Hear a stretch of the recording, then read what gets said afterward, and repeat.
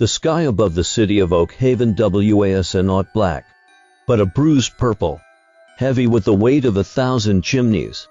On this New Year's Eve, the snow was not a blanket of white, but a rain of frozen needles, stitching the shadows to the cobblestones.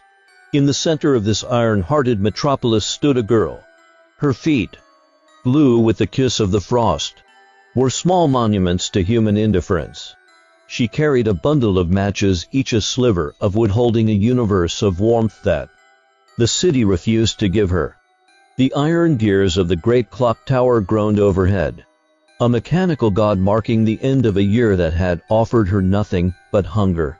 She found a corner between two towering brick walls, where Thuine whistled like a dying cello. Her breath came in ragged ghosts, vanishing into the smog. Her fingers, stiff as the twigs of a dead oak, fumbled with the first match. Scratch.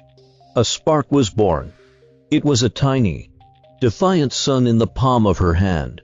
The brick wall before her began to ripple like water. It became transparent, revealing a chamber of impossible warmth. A great iron stove, glowing with the fury of a captured star, radiated a heat that smelled of cedar and safety. She stretched her toes toward the light, but the flame flickered. The stove dissolved into a spray of gray ash. The wall returned colder and thicker than before. Scratch. The second match surrendered its soul. This time, the world smelled of cinnamon and roasted fat. A table, carved from the dark wood of ancient forests, stretched into the infinite. A roast goose, stuffed with apples and secrets, slid toward her on a plate of fine china. The fruit was so bright it seemed to bleed gold. But as she reached for the silver fork, the light curdled. The feast turned into a murder of crows, taking flight into the dark sky. The stars above grew cold, staring down like the eyes of dead kings. She struck the third match with a desperate violence. The world didn't change. It ascended. 1,000 candles, one a trapped soul, drifted upward into the smog, turning the soot into a galaxy of amber light. And there, in the center of the constellation, stood a figure of Silvera Indy silk, her grandmother, the only person who had ever whispered her name with love. She did not look like a ghost. She looked like the personification of the sun itself, radiant and terrible in her beauty. "Grandmother," the girl cried, her voice a fragile bird in the gale.